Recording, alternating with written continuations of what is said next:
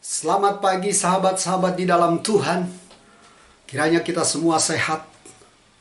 Rasul Yakobus menulis dalam Yakobus 5 ayat 16. Karena itu hendaklah kamu saling mengaku dosamu dan saling mendoakan supaya kamu sembuh. Doa orang yang benar bila dengan yakin didoakan, sangat besar kuasanya. Ayat ini menarik. Kita tahu Rasul Yakobus adalah seorang pendoa yang luar biasa. Dan Rasul Yakobus adalah salah satu murid Tuhan yang luar biasa. Yang diurapi, yang diberkati. Dan pagi hari ini mengajarkan kepada kita dua hal penting. Yang pertama, kalau doa kita ini berkuasa, maka yang pertama dikatakan kita harus saling mengaku dosa. Ini penting. Kalau kita hidup di dalam dosa, maaf, Tuhan tidak pernah mendengar doa kita. Loh kok begitu? Alkitab Yesaya 59 ayat 1 dan 2. Pendengaran Tuhan tidak kurang tajam untuk mendengar doa dan seruan kita. Tapi yang menjadi pemisah adalah dosa dan kejahatan kita.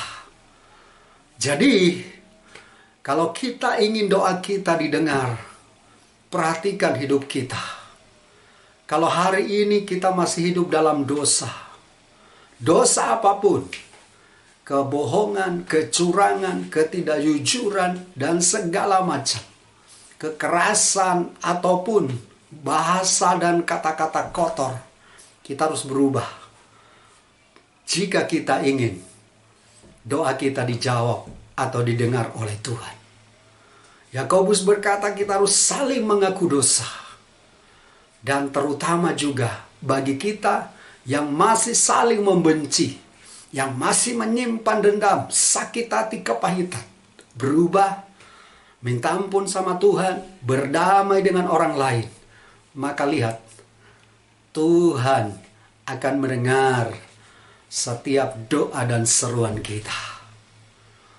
Yang kedua di ayat yang sama, dan kita saling mendoakan. Kalau doa kita mau dijawab, ini korporat, ini luar biasa. Kalau kita ada satu keluarga, suami, istri, dan anak-anak, mari kita boleh berdoa bersama-sama. Di dalam doa ini kita hidup rukun bersama dalam Tuhan. Maka perhatikan, Tuhan pasti mendengar. Kita saling mendoakan. Dengan jemaat-jemaat, dengan seluruh hamba-hamba Tuhan, saudara-saudara seiman. Kita harus hidup rukun, damai bersama. Supaya kita bisa saling mendoakan. Dan saling mendoakan ini punya satu makna yang luar biasa. Doa yang disampaikan bersama-sama itu luar biasa. Kita ingat waktu Rasul Petrus ada di dalam penjara. Dan semua murid-murid yang lain berkumpul di satu ruangan. Kemudian mereka mulai berdoa untuk Rasul Petrus yang ditangkap karena memberitakan Injil. Dan apa yang terjadi? Alkitab menjelaskan dengan jelas.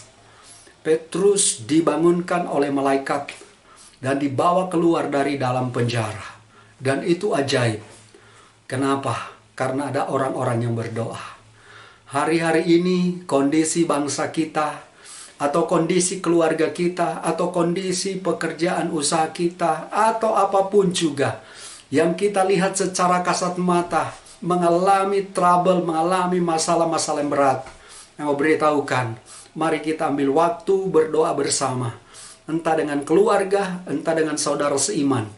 Dan lihat, Tuhan akan mengubah segala sesuatu menurut kehendak dan rencananya. Jadi dua hal ini penting. Yang pertama, kita saling mengaku dosa. Yang kedua, kita bisa berdoa bersama-sama atau korporat. Dan kita dinyatakan sebagai orang-orang yang dibenarkan. Dan doa orang yang benar bila dengan yakin didoakan, sangat besar kuasanya. Maukah kita menjadi orang-orang yang benar, yang bisa berdoa di hadapan Allah, dan Allah setiap detik siap mendengar doa-doa kita. Tuhan Yesus memberkati, dan biarlah kita boleh mengalami mujizat. Bapa, mau berdoa, bila di antara sahabat-sahabat di dalam Tuhan masih ada yang hidup dalam dosa, masih ada hidup di dalam kebencian, sakit hati, kemarahan, dan juga Tuhan masalah persoalan yang belum selesai, hamba berdoa biarlah Tuhan Engkau mampukan mereka untuk menyelesaikan semuanya, sehingga mereka menjadi orang-orang yang berdoa di dalam kuasa. Mereka boleh melihat dan kami semua boleh merasakan mujizat dan jawaban-jawaban doa yang datang daripada Tuhan. Terima kasih, berkat-Mu turun atas kami semua dalam nama Tuhan Yesus. Amin.